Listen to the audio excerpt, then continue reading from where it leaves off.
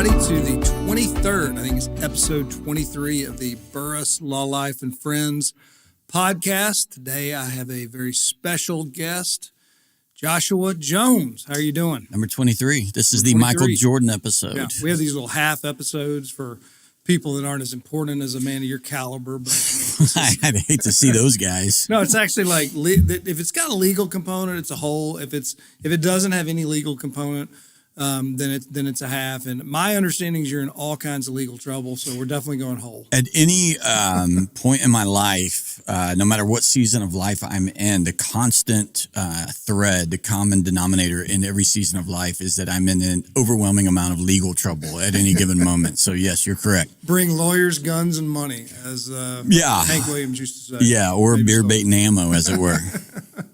All right. You are, as I understand it, the owner and general manager of KHYI 95.3 The Range. Is that an accurate title? No. I'm obviously we don't prepare ahead of time. No. That's okay. It's a common mistake. I read it in newspapers all the time. I'm part of the ownership group. I am not the owner. I am the vice president and general manager. I have been for a long time. And that's a fancy title because, man, I may be sweeping the floor, might be taking the trash out. There's no job I am too good for. But at the end of the day, I got to make sure that we're playing good music and selling some advertising. Got it. Okay. All right. That makes sense. Is your dad still involved in the station? Yeah. So not really. I'm glad you brought him up because he's a giant. He is.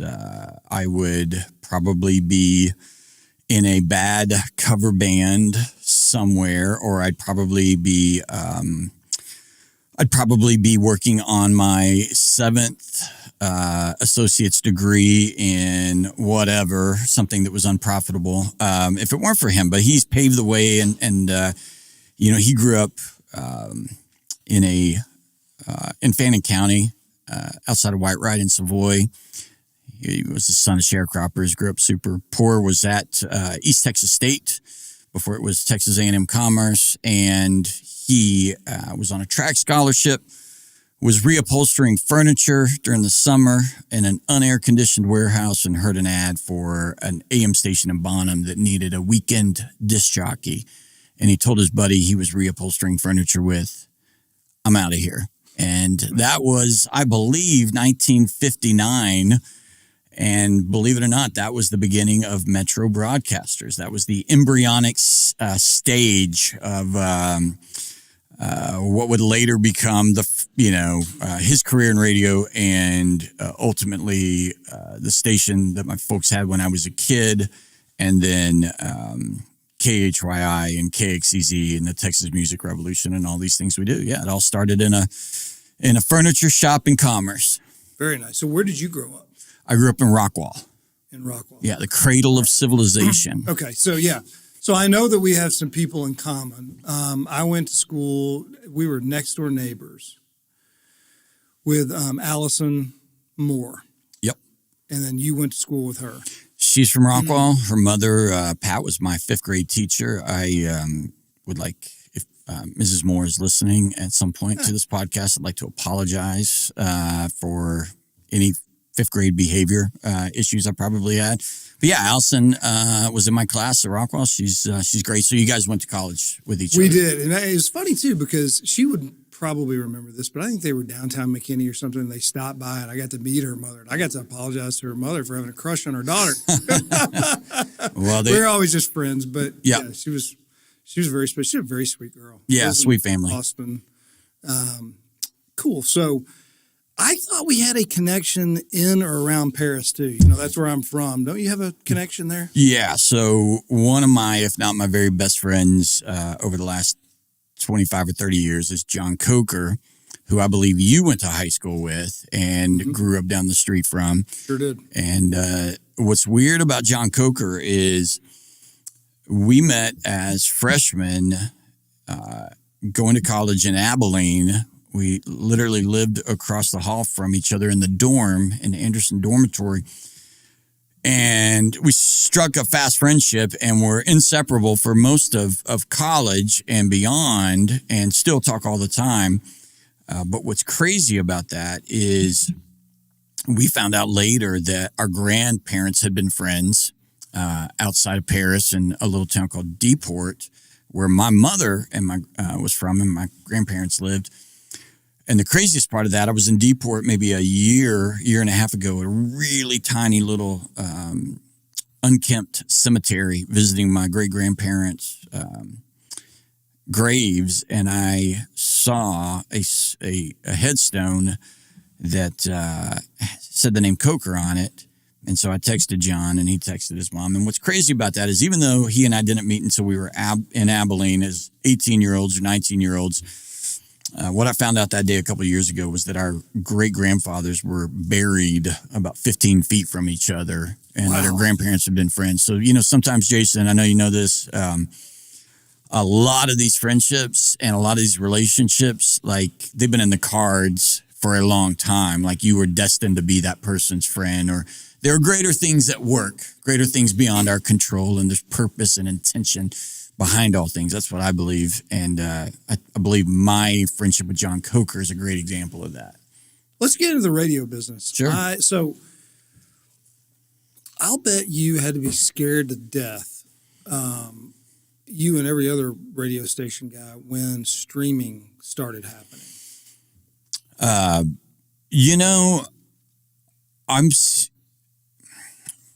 Let me walk that back, because every 10 years, there's a great threat to terrestrial radio, and it has been for a long time.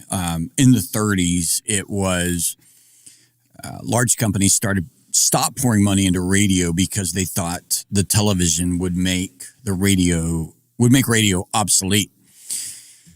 And then somebody put one in a car dashboard, and all of a sudden, radio had, air in its lungs again. But whether it's TV or CD players or satellite radio or streaming, every decade or so, radio has some great Godzilla that is some technology that's going to make it obsolete. And so far it's done okay. The crazy thing about, and honestly, if you look at some of the NAB numbers and RAB numbers, there's more radio listeners now than ever, including young people, which is shocking.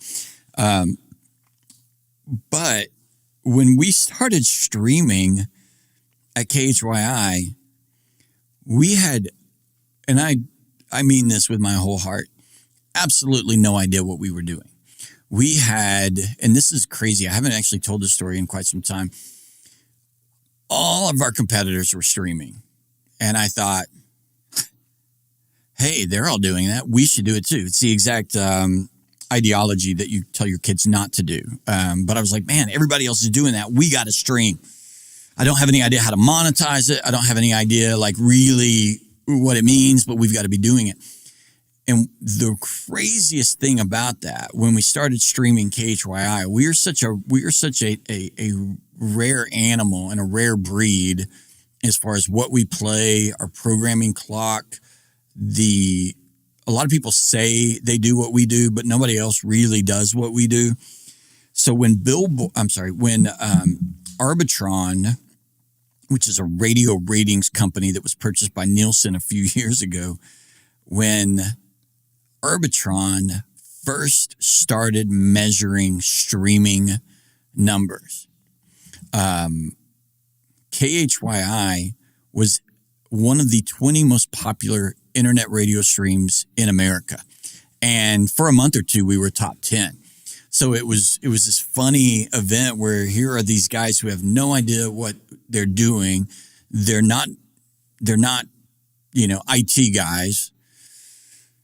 They're fairly, Neanderthalic. I mean, we were cavemen with a radio stream, and all of a sudden it was a top 10 American radio stream because obviously there was a market for what we were doing, and not very many people were doing it at that time.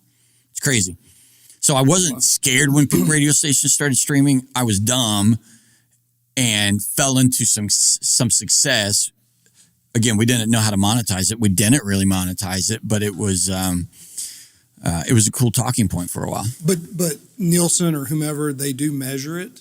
They do, and that's evolved quite a bit since then. I mean, we're talking 20 years ago, over 20 years ago, Nielsen, they will have their regular terrestrial radio ratings, but they'll also in addition to TV and all that, they'll track streams, and that's a little bit more of a exact science than a FM terrestrial radio signal. Because I mean, a sophisticated advertiser would probably ask about the numbers as opposed to an unsophisticated advertiser who just does the deal and then asks the questions afterwards. Well, we don't have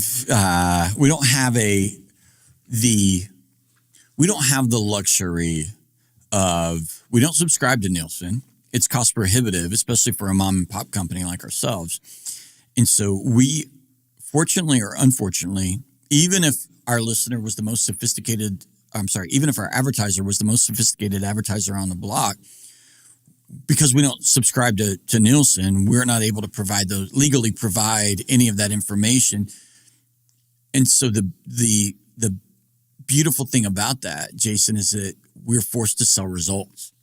And we're forced to put our money where our mouth is and say, okay, well, let's get your message out there. And I'm going to, put my name and neck on the line that we will be able to get you results. And I think you probably have noticed that a lot of our advertisers have been on the air for a long, long, long, long time because we are able to get them results. Yeah, no, that's really cool. No, I'm a gut instinct guy. I mean, like a case that if we're doing a big PI case or wrongful death case, it's different, and we'll bring in mock juries and jury consultants and make sure we know what we know. But this kind of thing, I'm big on feel. I know it when I'm driving down the street and I hear it. I know it when people come up to me and they go, "Hey, we're hearing you there." And that's, by the way, this is a cool station. The gentleman who's subbing in to do this podcast, I'm coming in and he goes, "This is Joshua Jones coming in." I go, "Yeah." And he goes, "All right." I goes, I don't know him. I go, and I was, "Yeah." So he's with a radio station. He goes, "Wait, is he with the Range?" A true story. And I go, "Yeah." And he goes, "Okay, Joshua Jones with the Range." So clearly he took him a second to put it together, but he did. Well, we met the one guy who knew who I was. So we got to go bottle him. Yeah, I'm going to go buy him a bottle of wine or something after this. But it is funny, though, before we get into the legal issues, you don't know this, but I hated you back in the day. I hated you. Oh, man. I thought you were like 20 years older than me, too. Okay. But back in the day, I mean, I was a day oneer. Okay. Well, actually, when did it start? I'll tell you when I was. Well, we bought the frequency. We acquired the frequency in 94, but we flipped the switch and started programming live music with live on-air personalities and Americana/Texas programming on January 1st, 1997. I started listening in 97. I moved to Dallas in the summer of 97, immediately found it, started listening. And there was a way to, I think that they would, I don't remember exactly, but I think what it was is there was a call-in number, and you could call in and you got to go where you needed to go. And I would push Joshua Jones every single time. And I would leave a voicemail for you. Gosh. And I'd be like, we need more Willie Nelson. We need more Merle Haggard. And I would just, constantly. And I think you could also make requests, and I would do that too.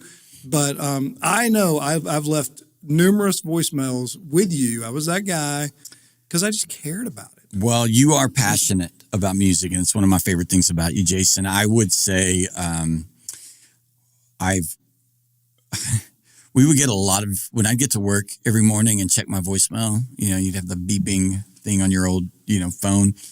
I would always have a lot of drunk voicemails. And I'm not saying yours were, but every morning I would get to work and it was just sort of like, I had to like rally myself. I've never told anybody this, but I would have to just sit there at my desk and sort of like try to rally emotionally, which is hard to do at like 9 a.m.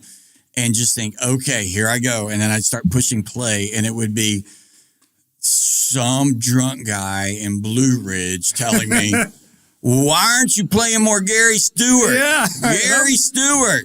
And I want with him more on that. Gary. I'm with him. Yeah, and but it was a barrage of those, and most of them were guys who were fairly inebriated, who were mad at me because I wasn't playing what they wanted to hear.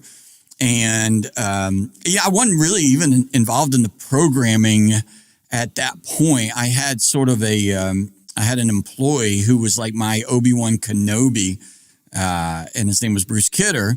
And Bruce is, Bruce and I were really a great team, because he would never have been able to accomplish,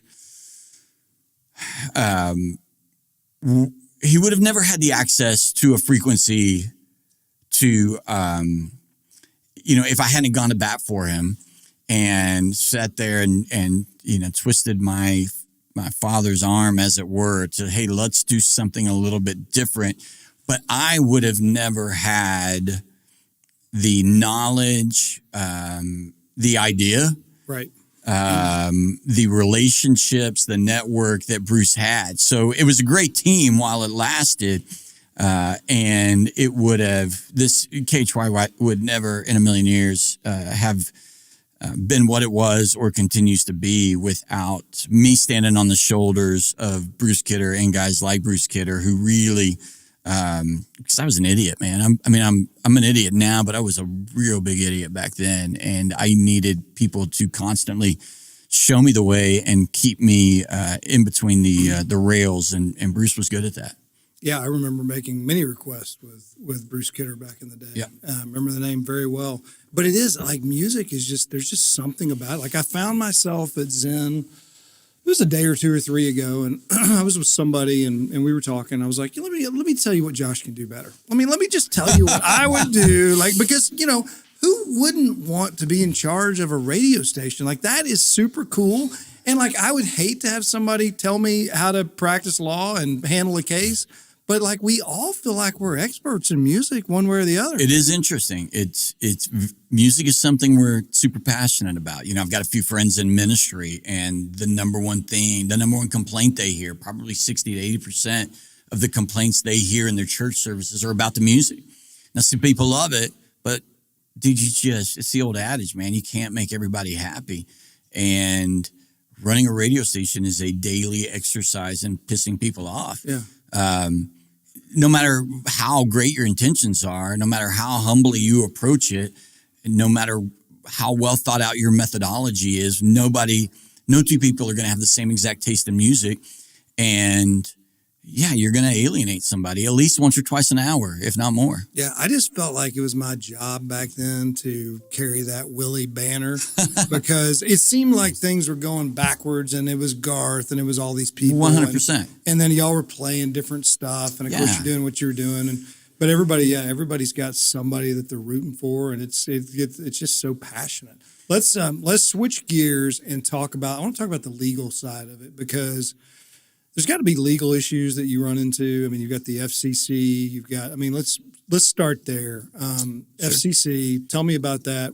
How do you run afoul of them? What's your interaction with them and so forth? Man, in theory, every radio station in America belongs to the government. And whoever's like the quote unquote owner, no matter if it's iHeartRadio or us or anybody else, the license holder is perceived as the owner, but in theory, that license has to get renewed every few years through the FCC, and it's an arduous process, and it's just something that you have to do every few years, and it's mostly a rubber stamp procedure, but you are required by the FCC to run X number of hours of community related programming. So we do, and we keep a file for it. We've got to make sure that our contests are legal. There's just here's a great example. Our city of license is HOW. Now, there are people who've probably been living in McKinney for a decade who don't know where HOW is, as crazy as that sounds. Very true. So that's our city of license, which is weird, but we have to identify our city of license legally. We are required to at the top of every hour. So a lot of times people will wonder, like, why do they say how Plano, Dallas, Fort Worth, or whatever we say at the top of every hour? You're legally required to run your station ID at the top of every hour, but you're also part of that is to mention your city of license. So I know there are people who have listened to us for 20 years who are like, those guys love the city of Howell, which we do. Right. But they don't realize that we are required legally to mention our city of license at the top of every hour. So there you go. Yeah, because Howell's not a big player. I mean, it's not tiny. It's not, but it's going that way. Yeah, and then so contracts. I mean, I've seen a couple of those. I know you're a fan of the small contract, the short contract. I do not. I'm allergic to legalese. That's what it is. I'm allergic. But you do have to do a lot of them. You do. You've got to do, contracts for advertisers. Yeah. And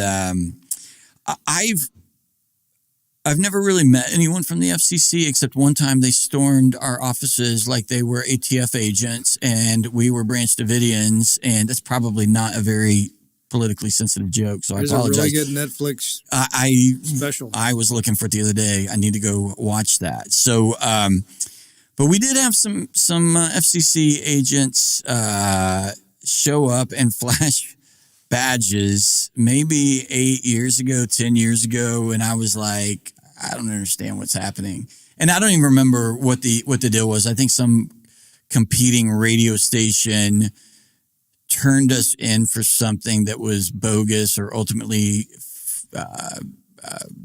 found out to be bogus. But whatever it was, it got their attention. And ironically, or not even really ironically, comedically, the FCC offices were like 100 yards from our studio. So they could come over on their way to Chick-fil-A or whatever. Mm-hmm. It was not a big trip, but I just remember thinking it was kind of weird to see an FCC agent show up and flash their badge. It was all resolved. It was all fine.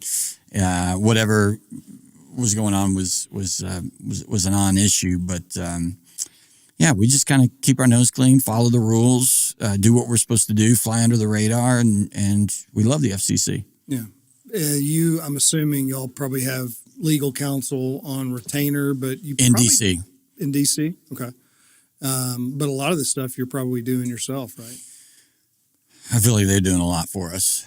I feel like there's a lot that's just above our pay grade that they have to do. They've got the network and the relationships in place. And there's a couple big broadcast attorney legal firms in D.C. that specifically all they work with are radio stations and TV stations. But let's just say that you're trying to get, an artist to come play at TMR or something like that. That's not something that you... It's a totally non-FCC related issue. Yeah. So if that comes to it, you're not going to a lawyer for every little No.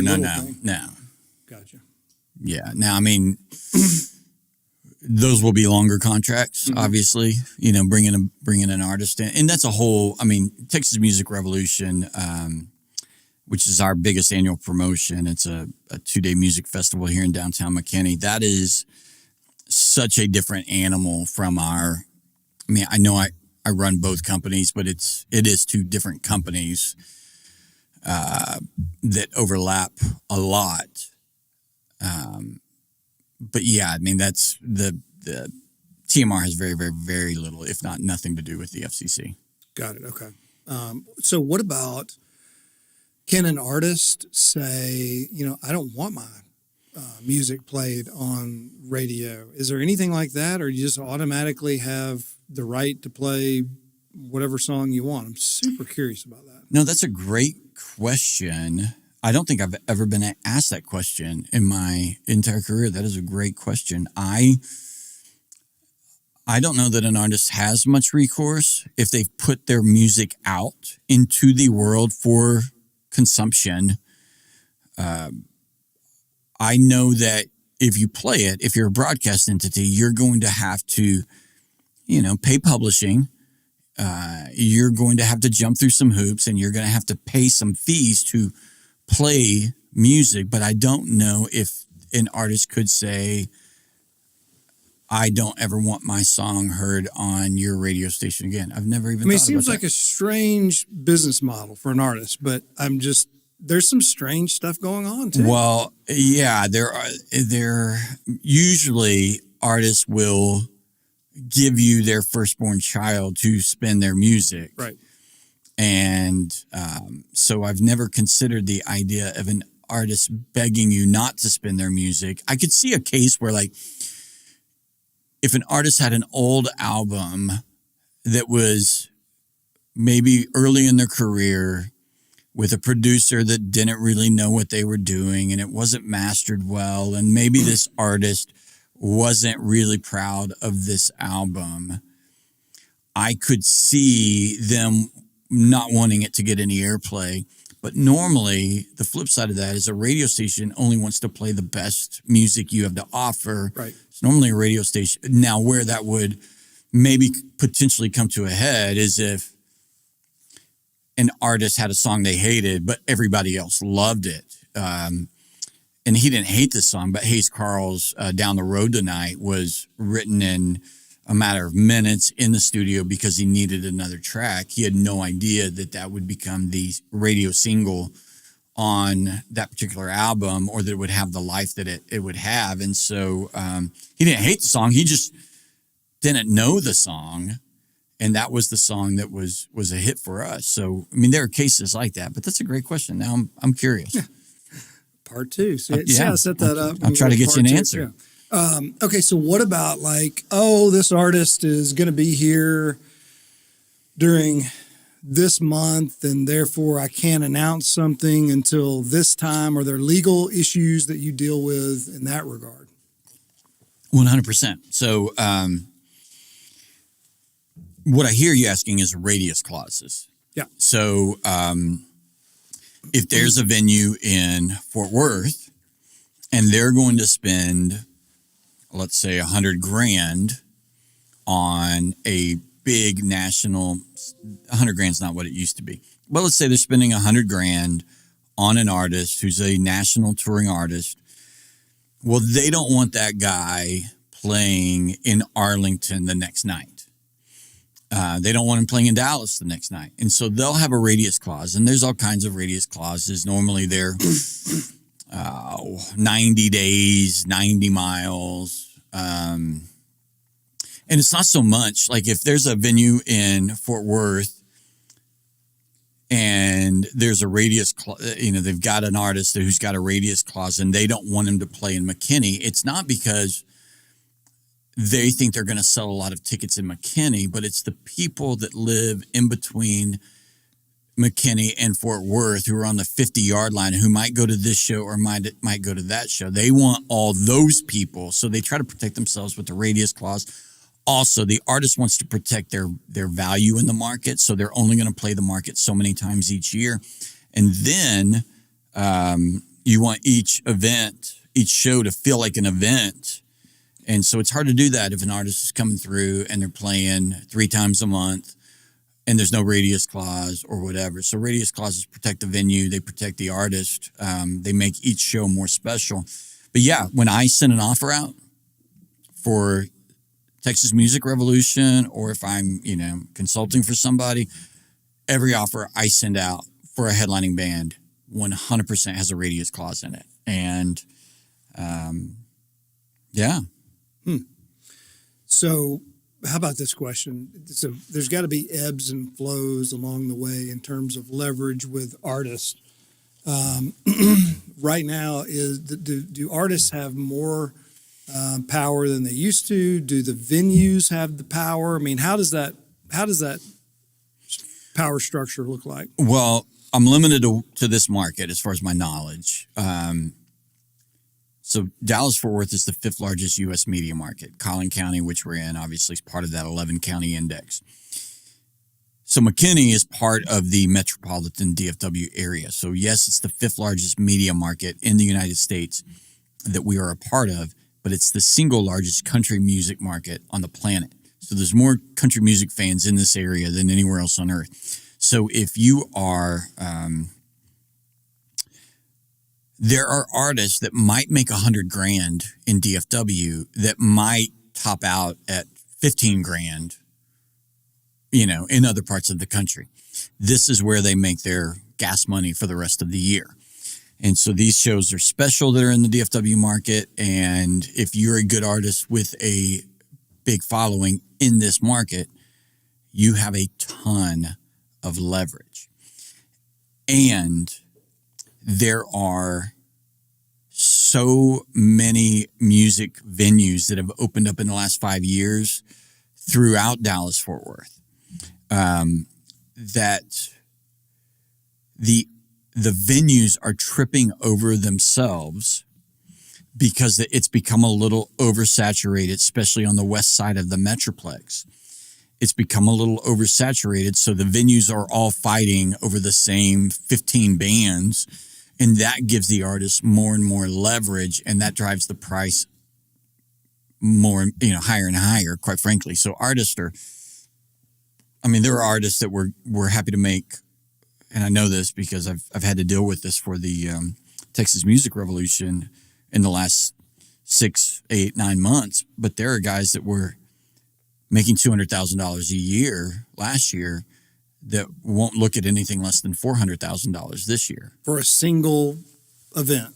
For one night. And we're not talking about like Morgan Wallen. We're not. But it's to answer your question, the leverage and the power that the artist and the agents have is, to me, like at an all-time high.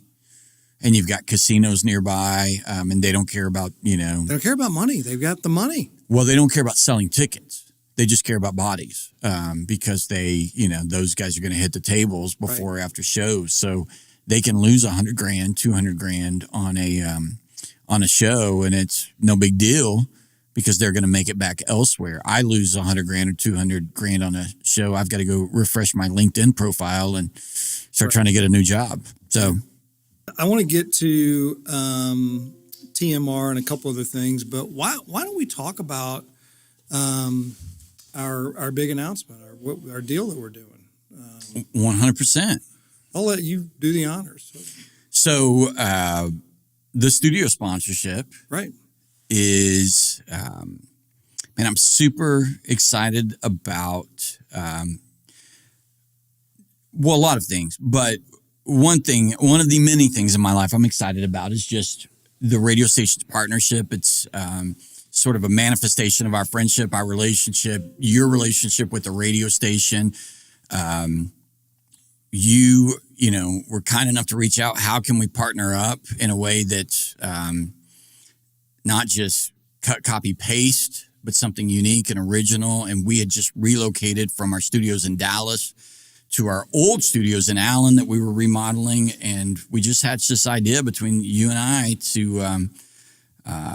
to make the studio the Burress Injury Law Studio. And you wanted a 3-year contract, which I'm super thankful for and appreciative of. And so, yeah, man, at least once an hour, listeners should be hearing, we're not just in the 95.3 The Range studio. We're in the Burress Injury Law Studio. And that's been it's been cool. I did have to correct Brett Dillon that your last name was not Burgess. That beats Burress, by the way. It does beat Burress. I don't know, man. That's a toss-up. But, we did have a week-long learning curve with a lot of the personalities that was also making me pull my hair out. But, yeah, man, I've been super excited about that. I really appreciate your willingness to make that happen and your commitment to the radio station, and not just the radio station, but your commitment to this genre of music as a whole. Yeah, I think we're kind of getting to the point where we are the Texas music firm. That's kind of what I was looking at. I didn't really put that into words until really recently, but we've been doing our picnic for years. It's always been based around music, and Austin Cunningham, who you know very well, has always been a part of it, always emceed it. And it's just always been really important to us. We always have a big Christmas event with a big artist who comes and plays. This year we've got Krieger, who's joining, Roger Krieger and Kevin Fowler. So that should be a lot of fun. I guess together they're called Dos Borrachos. But we've had Daryl Dodd and a bunch of others. So I just think it's, I love the music. I don't want the music to go away. And I guess it's not, it's not in trouble or anything, but it's like if you don't have passionate people pushing for whatever it is that you're selling, Sure. You're going to be in trouble. And I've never had an issue with that. And so it's kind of nice to be in a position now that I can kind of put my money where my mouth is and really help to try to push it forward, because I don't want to be anywhere else. In fact, just to pull the curtain back a little bit, the girl who helps us with our marketing, who you know very well, I mean, there was something that she put in front of me this morning that was with another radio station. Wow. A good deal. It was with the police, and but I just was like, no, I don't do that. Wow. I did it no, I'm committed to the deal, and that I'm not going anywhere else. I'm doing. Wow. This is what I'm doing. Well, I appreciate that. And it's just important to me because, but I feel like our personal relationship is at a high, and our business relationship, because we're doing more stuff than that. We're doing. I know you're gonna kind of help us figure out like how, because it's hard to get talent. It's hard to get. We've got a big headquarters. Here's what I'm trying to get to. We've got a big headquarters that we're working on. It's like 12,000 square feet, and we've got another space we're working on right next to that. But we're gonna have a cool space to have music artists, some who are established, others who are up and coming, and we want them to be able to come in and hone their craft or show off their craft, whatever the case may be. And we've got a market for it, and so it's going to be really cool. But it's not always easy to know who to get and how to get them. Well, and it's getting harder every week. Like we talked about earlier, just with the amount of venues and the leverage that some of these guys have. Yeah, man. I mean, just to backtrack a minute. Yeah, dude, I appreciate your commitment to, like I said, this genre of music, but the radio station specifically. I appreciate your friendship. At some point, I want to play pickleball. I've never done it, and I feel like I'm like a lot of things in life, the last one to the party. But I do know you have. In addition to your commitment to this genre of music, you also have a commitment to pickleball, and so I would like to offer up a game at some point. I think it would be You're going to crush me, but I will do my best. Let's do it. I'm going to have to get my knee braces out of the storage unit. It'll be fun. Here's one thing I think we never talked about it before, but I think it'd be so cool. I told our marketing lady this, but I think it'd be really cool for us to put on a free concert for the Range listeners, like y'all's listeners. I mean, me being one of them. Sure. They're super passionate, and they travel well. You can see it, you can feel it, but they like carry that torch. And so I think it'd be really cool if we can. Obviously, we've got a ranch up in Sherman. It's super close. It's very close to Howell, by the way. Yeah, there you go. So you need to do it for legalities anyway. But I think it'd be really cool if we could put together, or maybe we do it at the sanctuary, or maybe we do it once the new headquarters are ready and the rook's up. But I think it'd be really cool to do a free concert for the Range listeners. I think we ought to work on it. Love that idea. On the spot. No. I mean, I love the idea. I think. Obviously, I love our listeners. We consider them family, and anything we can do for the Range family, I'm committed to. I would say, it's I just had this thought about doing that, and I don't want to lose it. I got I'm gonna have to come back to it in a minute, okay. But yeah, no, I love that idea. Anything we can do for our listeners, I'm all for. That's what I want to do, because I don't want to just do advertising that it's right. Like, oh, let me go speak for 60 seconds. I mean, there's a place for that. Yeah. But to me, I mean, like I want content. I want to give back. I want to be a true partner to the radio station. So that's how I conceptualize it in my head. I love it, man. That's that's super gracious, and I think it's a cool idea for us to figure out. I think we're gonna have to get through TMR first, because let's talk about that. Yeah. So because we got a partnership there too. That's true. Okay. TMR stands for Texas Music Revolution. What is it? So I told you we flipped the switch on January 1, 97. and started playing Americana music, Texas music.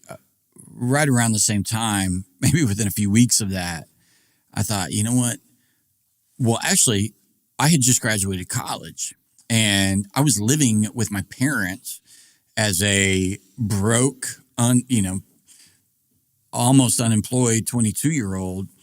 And it's when I started working at the radio station. So my parents live in Rockwall. The radio station was in Allen. And this is pre-George Bush. I remember people talking about George Bush, and I thought, that's never going to happen. And so I would have to drive every day the back roads from Rockwall to Allen, which took me through Wiley and Parker. And every day I would drive by South Fork Ranch. And I thought, man, I need to have a concert. Hey, that place I drive by every day, South Fork from the TV show, that'd be a cool place to do it. Maybe I'll reach out to them. And we were playing music that Bruce Kidder had introduced me to that I was unfamiliar with, but guys like Del Watson and the Derailers and Big Daddy Don Walser. And so I thought, man, this would be a really cool opportunity to throw a concert, sell some tickets, and introduce, bring all of our listeners together. We're hearing from these people. We know they're out there, but never really seen a lot of them face to face. We've just been playing this music for a few months, and let's sell some tickets. Let's introduce them to these bands that we've been playing. It was on March 2nd, 1997. And yeah, I mean, it needed a name, and I don't remember how we came up with Texas Music Revolution, but like it seemed really cool at the time. Jason, never in my wildest, craziest dreams as a 22-year-old selling some concert tickets, paying a band $2,000. I thought I was going to literally have financial asphyxiation from paying a band $2,000. That I was like, do I get a car with this deal? Like, I am paying one band $2,000 for one night. Like, it was just, as a 22-year-old in 1997, that just, I couldn't wrap my head around it. And God Almighty, what I'd pay to pay a headliner $2,000 now. But anyway, never in my wildest dreams, in my wildest dreams did it even occur to me that I would still be doing it 27 years later, and that it would grow into the entity that it's become, that people would travel from all over the country for it, that it would be, almost 100 bands on almost 20 stages, that it would have its own documentary that we shot 2 years ago with Kiefer Sutherland and Charlie Crockett and a lot of really amazing people, shot in downtown McKinney. Just the fact that the music festival has had the life that it's had, I just shake my head in disbelief. So that was the origin or the genesis of the Texas Music Revolution. I was just a 22-year-old who wanted to throw a party and book some bands, and over half my life have been doing it. Mm-hmm. It is older than my children. It's survived longer than any relationship I've been in. And damn it, this year's the 27th one, man. And it's crazy. Yeah. So, because these music festivals, I've heard that they have a shelf life on average of 2 or 3 years. Oh, yeah. The average lifespan of a music festival is less than 3 years. So, and I was actually on the phone with an agent in Nashville maybe 3 or 4 years ago. And I was kind of complaining, to be honest with you. I was like, it's that time of year again. I got to book some bands for the Texas music. I was like feeling like this. Oh, my life isn't going anywhere. I'm like a hamster on a wheel. Time to book the festival again.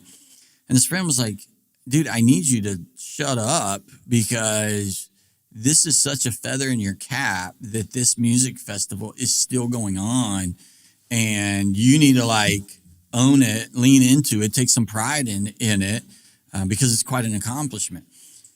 And I really appreciate it. And that conversation changed my perspective on that. Now, I don't want to take credit for the success of the Texas Music Revolution. It's the artists, it's the staff, it's the people who have made me look good. It's the opportunity that I've had to do it. It's not me, but it has been lightning in a bottle, and it's been something special. And even Amy Rosenthal, who I met when she was, running a lot of things in downtown McKinney. She's in Garland now, and we were having a conversation a few months ago, and we were talking about TMR, and I was just sort of, ho-humming it again, and she was like, dude, it's a unicorn. It is a unicorn. And, man, I really, I feel like somebody's got to shake my collar every 2 or 3 years and just be like, dude, lean into it, be proud of it. It is awesome. And I wake up at that moment. Yeah. So I think I really get this because on a much smaller scale, but it's really difficult because I'm, one, running the law firm. Two, I still have a whole bunch of cases, and so I've got 3 kids and a wife and a mother and all. It's a busy plate, and so I've got to, and you've got a day job, and then I've got to put on our annual picnic, which may have 3 or 4 different bands, but it's food and it's entertainment. And it's how we keep bounce houses and snow cones. And anyway, there's 2 bad times for me. The first is it's always hour number 1. It's when it starts, and you tell people it's going to start at 11 or whatever.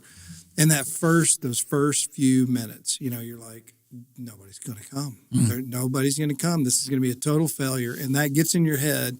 And then they always start to come, and things start to get packed, and they start to get, the energy gets, but I'm so worried about, because I know what the first 15, 30 minutes usually looks like. Yeah. And then once you're done, once I'm done doing it, I always say the same thing. I'm never doing this again. I'm never doing this again. This is it. Yeah. And then, in fact, I thought we were going to wait an entire year and then do it, because we need to get our picnic to May instead of September. Right. Because it's too hard to throw a September picnic and then a December Christmas party. Sure. Really difficult. Yeah. And so I was going to wait this year, and then it's weird. Donations started coming in. I mean, you've not been to our picnic yet. Right. Hopefully this will be your first time. But our deal is law firm underwrites 100% of the cost of the picnic, of food, entertainment, bands, everything, you name it. And then we will support certain charitable causes. Sure. And whatever you donate, 100% of that goes to the causes. Sure. Plus, we make a matching donation. So it turns out to be awesome. Really, really strong. Sure. Well, what happened this year was donations started pouring in, where all of a sudden we had $10,000 in donations. Wow. And I started reaching out to people, and I was like, hey, I think we're going to wait and do it next May. And to a person, they were like, well, I mean, we can't guarantee, if you don't do it this year, we can't guarantee that it's going to be there. We may have to, this and that. And so I called our marketing team, and I said, guess what? We are going to do the picnic, and we'll do it. We'll turn around and do it in May. But I'm sure that with that scale, once you get done, you have to be thinking, not again. It's hard. I mean, it's, you get a lot of emotions. It's like you said, it's really energizing, especially to see something that you've been working on for, in the case of TMR, usually 9 months, 10 months, but to have an idea of some bands and some concepts, some marketing ideas, and all of a sudden, you look out and you see a sea of thousands of people. I mean, it's super gratifying. I would say, Darryl Royal, the old UT football coach for years, they didn't run the football. I'm sorry, they didn't throw the football. And I think his famous quote was, if you throw the football, there's 3 things that can go bad and only 1 thing that can go well. And I was telling a friend the other day, in the context of a music festival, the stress is there's a million things that can go wrong and 1 thing that can go right. I mean, it can be porta-johns, it can be fencing, it can be two-way radios, it can be your ticketing platform, it could be any of your bands, it can be the weather. It's just a million things that can go wrong and only 1 thing that can go right. And so, to your point about the picnic, it's emotionally exhausting, and it takes a lot out of you. And so it's sort of this weird juxtaposition. It invigorating and energizing and life draining at the same time. Safety issues. Like Gosh, yeah. at the last picnic, I will just never forget it. I looked over and all of a sudden, one generator had run out of gasoline, and all of a sudden we have a giant bounce house with I don't know, like 20 kids in it, and it's deflating. And I'm seeing this happen in real time, and it causes a lot of anxiety, and of course we run over and fix it and all that, but it's just like the safety aspect. Of course, I know that's what happened. You have lightning to deal with, and you have really bad weather. It makes it so hard. Well, you definitely, as you know, you get insured up and you hire pros and you try to make sure no stone is unturned. But yeah, it's there's no perfect concert, much less music festival. Mm-hmm. So you just do the very best you can. And the TMR for over the first 2 decades, over 20 years, was always held in March. And late March in Texas and North Texas. Snow. Rain. TMR 14 with Leon Russell. There were 6 inches of snow on the ground. And I've had monsoons, and I've had 90-degree days. And and here's the thing.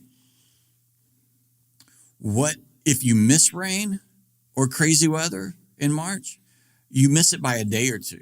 If you have escaped it, you have escaped it by a day or two. And if you hit on a day, your music festival's a day when the weather is catastrophic. Mm-hmm.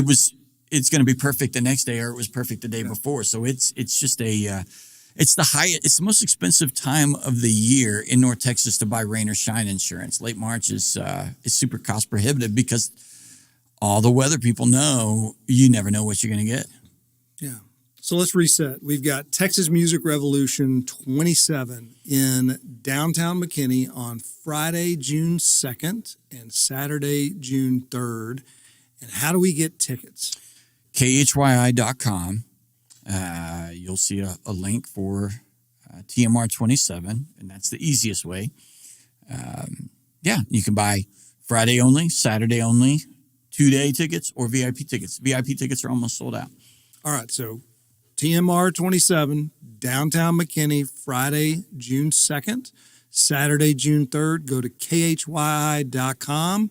Buy your tickets there, and you better hurry because they will sell out. Sold out last year, will sell out this year. And we may have, I've got heavy rumors are that we may have some really, really cool meet and greet.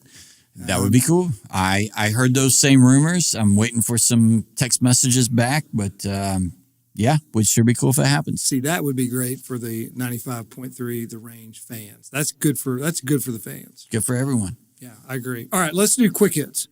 These are just things that I just wanted to know. Sure. All right.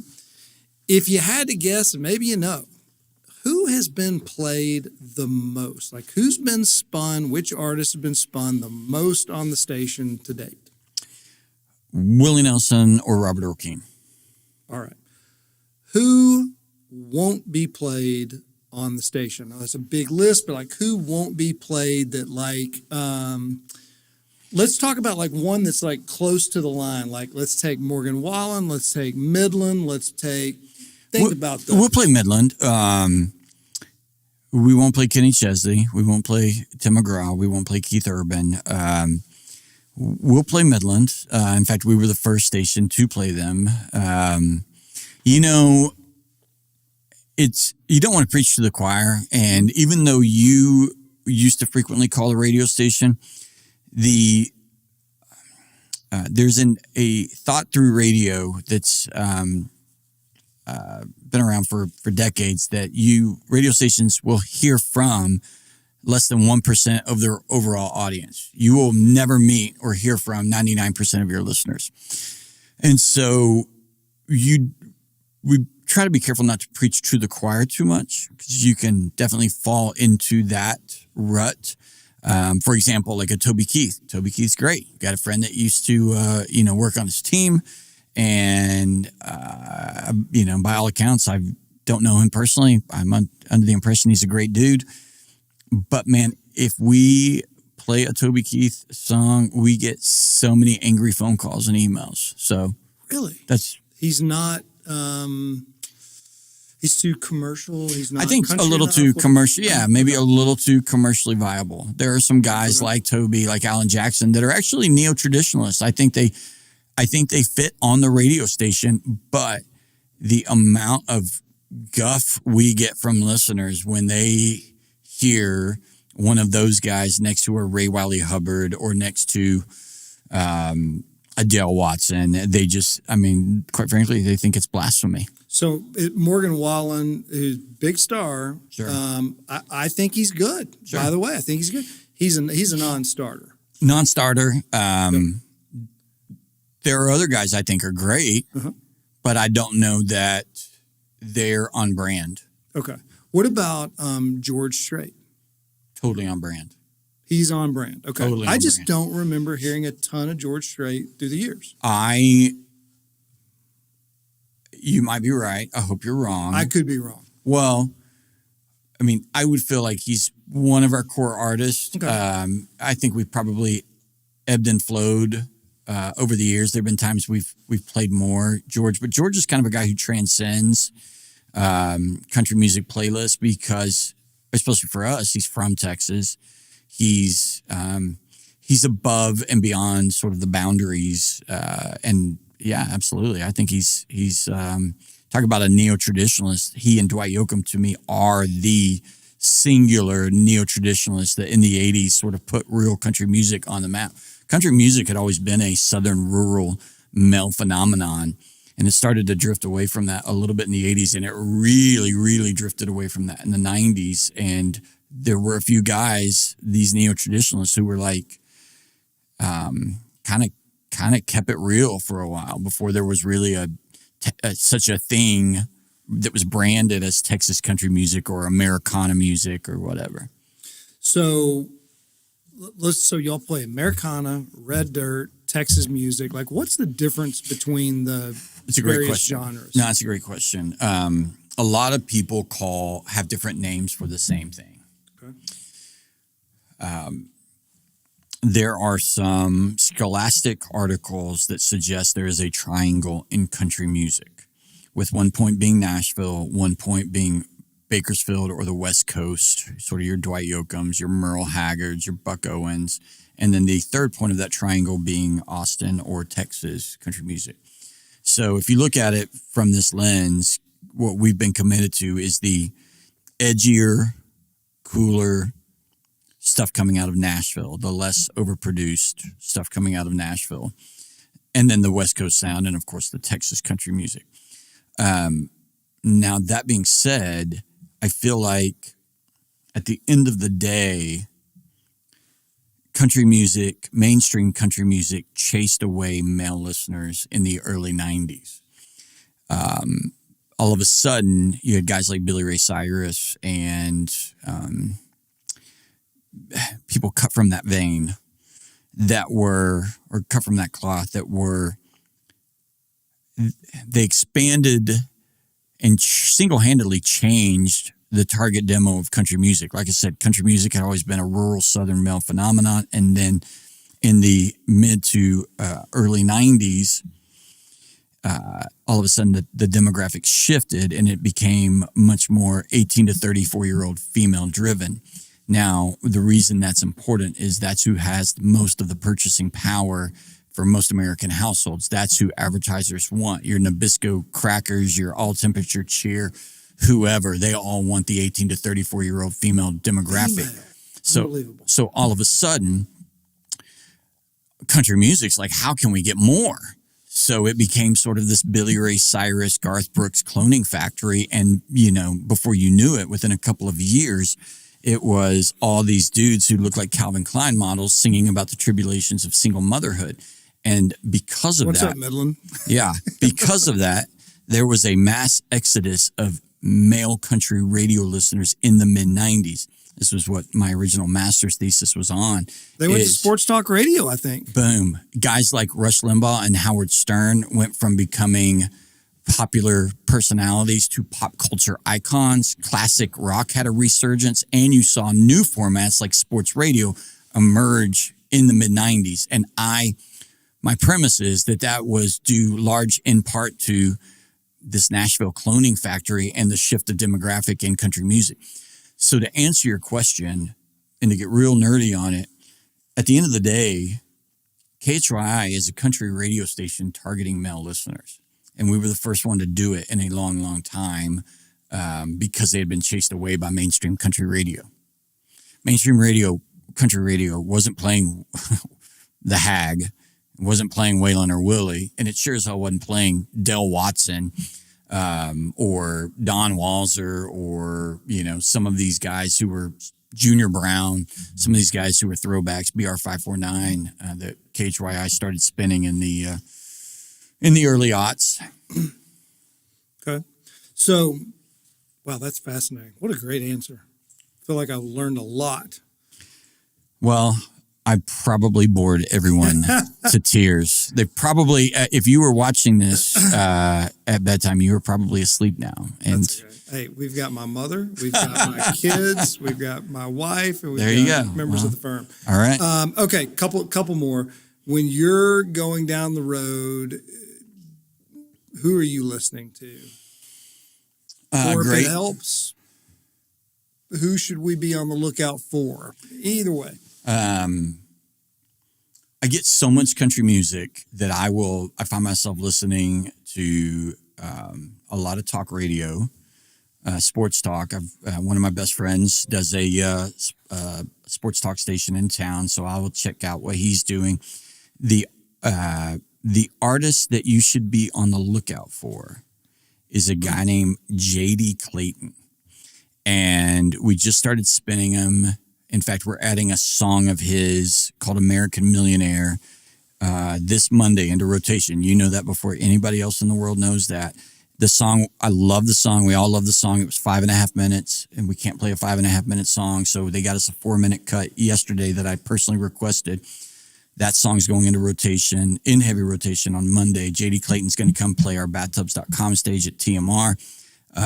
He's got huge management and huge agency representation behind him. But dude, what a great album. And I think the kid's going to be a star. So when that happens, though, when they become a star, do you then have to not play them as much because they're commercial? That seems like a problem. That's happened before. And here's the difference. This is how we delineate those guys. There are artists that we have broke. And I don't claim that lightly. There are artists that we have single-handedly, as a radio station, launched their career. And then the other radio stations, some of our competitors, took notice. And then some of those guys, those artists who we launched, well, they stopped returning calls and emails and stuff like that. And it was quickly forgotten. But there are just as many, if not more, artists that have gone on and had some commercial success who are always man, KHYI played a pivotal role in my success, and I would not be here today if it were not for that radio station. And what can I do to help?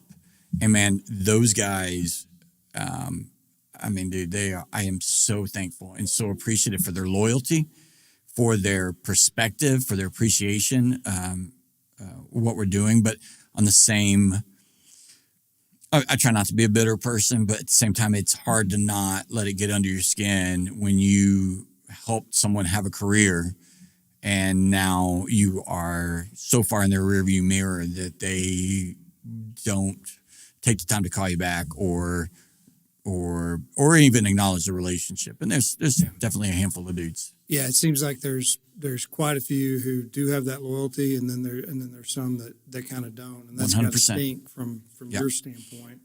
Who are your best friends in the business, like musician friends, so the audience hears Sure. who's important to you personally? That's a tough one because there's definitely a few. I would say Ray Wiley Hubbard. He was a groomsman in my wedding. He's known him for 25 years. I would do anything for Ray. I can totally consider him family.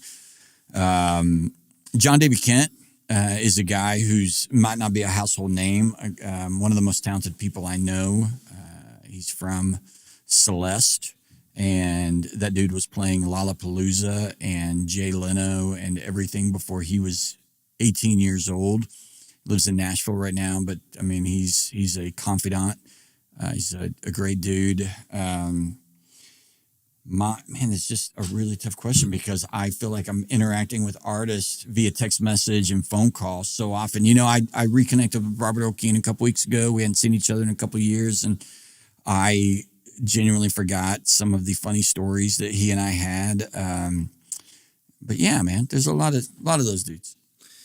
It seems like these artists can be really different though. Like all of a sudden, like they're normal and they seem super normal, and then all of a sudden, like they just don't get something. Like usually, time is like one of those things. Well, I have great empathy for this because I feel like I'm a creative. I was in a couple bands before I got into radio. I feel like a creative who's faking it as a businessman, and I've been able to pull the wool over people's eyes for 25 years. But like, I hate spreadsheets. I hate details. I have to surround myself with people who are gifted in that area just to cover my, so I don't get exposed as a fraud.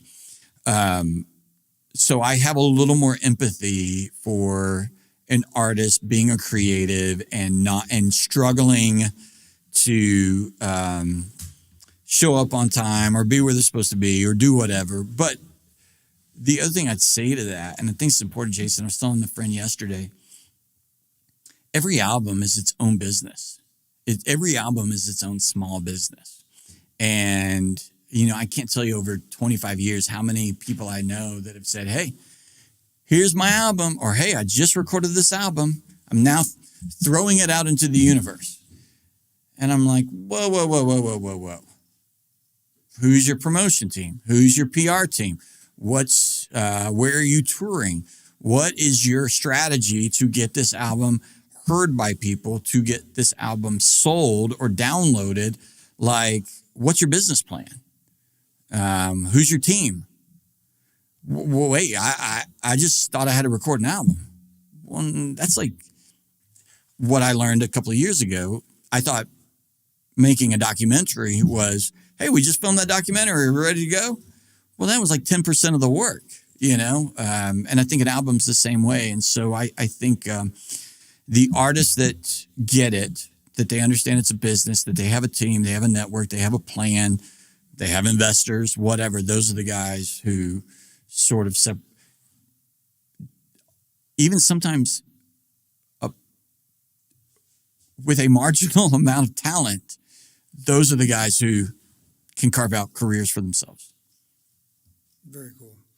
All right, last question. Sure. Short answer, not asking for anything, too personal or anything, Sure. but what going forward in the future, how do you make the radio station better and how do you make TMR better? How do you improve both? It's a great question. And I have found that personally, defining success is pivotal. So the first thing, I know you asked for a short answer. I think 99% of Americans, parents, business people, just people in general, they have not defined what success means to them. And if they have, it's been very casually and it's a moving target. So the first year we were in McKinney 2 years ago, we had Randy Rogers headlining Friday night, Charlie Crockett headlining Saturday, catastrophic weather on Saturday. But I had this real interesting conversation with the city after that. Like, is more people better? I don't know. I mean, I could bring in certain artists and make tickets cheaper and bring in another 10,000 people, but are they going to spend money in downtown, businesses? Is it going to be a demographic that McKinney wants to bring? And so I think the first thing is, how do you define making the radio station better and making the festival better, because to me, that doesn't necessarily mean more people or more tickets sold or more money. I'm not highly motivated by those things. I want the night to be magic. I want the event to be magic. I want the crowd to be great. I want the vibe to be cool. I want people to be charmed, and I want them to come back and bring their friends next year. But that might mean we don't have this band or that band or make this much money. And I've got to be okay with that. From a radio station perspective, it's a little similar in that, what is success? Is it a lot more advertising revenue? Is it a lot more listeners? Or is it sustaining? I mean, honestly, staying on the air in a top 5 market for 27 years, playing something that nobody else was playing and launching careers. I mean, we have not arrived and we have a long way to go, but it's pretty cool what we've done. And there've been a lot of moments I thought the truck was out of gas. I mean, we've had DJs dead. We've had lawsuits. We've had just crazy episodes where I'm like, oh my gosh, our run is over. And if you look at the lifespan of most radio stations, gosh, I can't even tell you, in Dallas-Fort Worth, so many of these frequencies, every year or two, they're on a new format. They're changing formats, trying to find something that works. So the fact that we've been able to sustain careers and keep people employed for as long as we have, I'm super happy with that. But for KHYI to be even more successful, I feel like I feel like a lot of people tuned us out 10 or 15 years ago. Whether it was they didn't like what we were playing, they didn't like the personalities we brought on board or whatever. But to me, I have a special conviction this year to bring a lot of those people back home and bring their friends with them. And I've got some moving parts in play, some ideas on how that I plan to implement in the next few months on how we're going to do that. But we can be a better radio station. We can be more focused. We can be more systematic. Our delivery can be better, and it starts with me. So, I think it's just bringing people back and who may have left us a decade ago and playing better music, but also just the overall presentation. I feel like since we moved from Dallas to back to Allen about 2 or 3 months ago, to me personally, could just be the technology in my Chevy Trail Boss. I do feel like the signal is better the last 2 months than it's been in the last 10 years. And I feel like cutting the Dallas studio out of that equation, much to my surprise, the next day it sounded better. It was popping more. The volume was higher. And we've got a few other things. We've got like a processor we had a conversation about this morning that we're going to upgrade. Some little small things that the untrained ear may or may not hear, but there's always stuff like that. Very nice, man. Thank you for taking the time. Thank you for the opportunity. There he is, Joshua Jones of KHYI 95.3 The Range. You've been watching or listening to the Burress Law Life and Friends podcast. Thanks for joining in. We'll see you next time.